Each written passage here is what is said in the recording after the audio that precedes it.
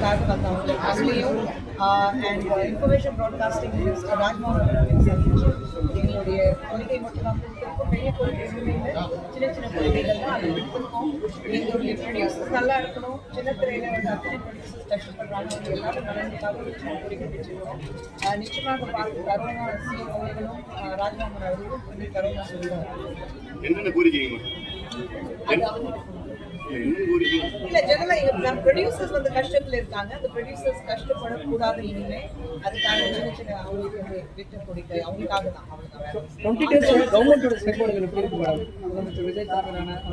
First of all என் தம்பி சொல்லும் போது எனக்கு ரொம்ப பெருமையா இருக்கு. இன்னைக்கு அவர் பார்த்த உடனே எனக்கு ஒரு சின்ன இமோஷனல் மூமெண்ட் தான் இருந்தது.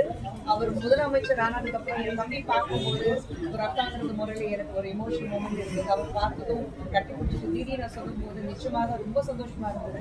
அண்ட் அதே சமயத்துல அவருடைய செயல்பாடு சொல்லும் போது அவர் வந்து முதலமைச்சர் வந்ததுக்கு அப்புறம் நிச்சயமாக தமிழகத்துல மிகப்பெரிய மாற்றத்தை கொண்டு வர போறாருன்னு நல்லா தெரியுது.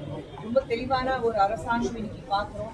எல்லாரும் வந்து வேலை செய்யணும், அதுல மட்டும்தான் இருக்காங்க. யாருக்கும் வந்து என் மாமனா மச்சனா அது பார்க்காம மக்களுக்கு என்ன நல்லது செய்ய முடியும் அது மட்டும்தான் பார்த்து அதை நோக்கி தான் அவங்க போயிட்டு இருக்காங்க. ரொம்ப சந்தோஷமா இருக்கு, ரொம்ப பெருமையா இருக்கு. தம்பி வந்து ஒரு முதலமைச்சர் அப்படின்னா ஒரு பிஹைண்ட் த டெஸ்க் பார்க்கும்போது ஒரு ஃபீலிங்கே தனியா இருக்கு. இந்த கோயம்புத்தூர் இஷ்யூவை வந்து எதிர்கட்சியினர் அரசு வந்து குற்றம் சுமத்திட்டு இருக்காங்க. கோவில் சிறுமி அது ரொம்ப கஷ்டமான விஷயம் தான். யாருமே வந்து அப்படி நடக்கணும் ரொம்ப ரொம்ப கஷ்டமான விஷயம். இன்னி வரைக்கும் நம்ம என்ன சொல்றது, நம்ம சமுதாயத்துல இந்த மாதிரி மிருகங்கள் இன்னும் வாழ்ந்துட்டு இருக்காங்க. பட் வந்த உடனே என்னனாலதான் நீ வந்த, நான் இருக்கிறதுனால நீ வந்த, அவங்க ஆக்சுவலி என்னென்ன நடந்தது அது மறந்துட்டு வந்த உடனே 10 நாளுக்குள்ள நீ எல்லாமே சரிப்படுத்தணும்னா இத்தனை வருடங்களாக நீங்க மாத்தி வேலை செஞ்சீங்க, அப்போ உங்களால ஒண்ணும் பண்ண முடியல. 10 வருடத்துல ஒரு மாற்றம் எப்படி கொண்டு வர முடியும்? இப்பதான் வந்திருக்காரு, நேரத்துக்கு கொடுங்க. நீங்க இத்தனை வருடங்களாக இருக்கீங்க, உங்க தந்தை இத்தனை வருடங்களாக முதலமைச்சராக இருந்திருக்காங்க. திமுக சொல்லும்போது எத்தனை வருடங்களாக நீங்க வந்து ஆட்சியில இருந்திருக்கீங்க.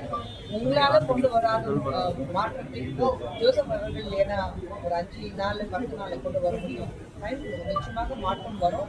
அந்த மாற்றம் வரும் நம்பிக்கையில தான் மக்கள் அவங்க பார்க்கலாம். 5 ஆண்டுகள் நீடிக்கும்னு நினைக்கிறேன். ஏன்னா திமுக வந்து இது 5 ஆண்டு நீடிக்காது இந்த அரசு அப்படின்ற மாதிரி ஸ்டாலின் அவர்கள் சொல்லியிருக்காரு. அவர் சொல்றாரு, அதுக்கு அவர் தான் பதில் கொடுக்கணும்.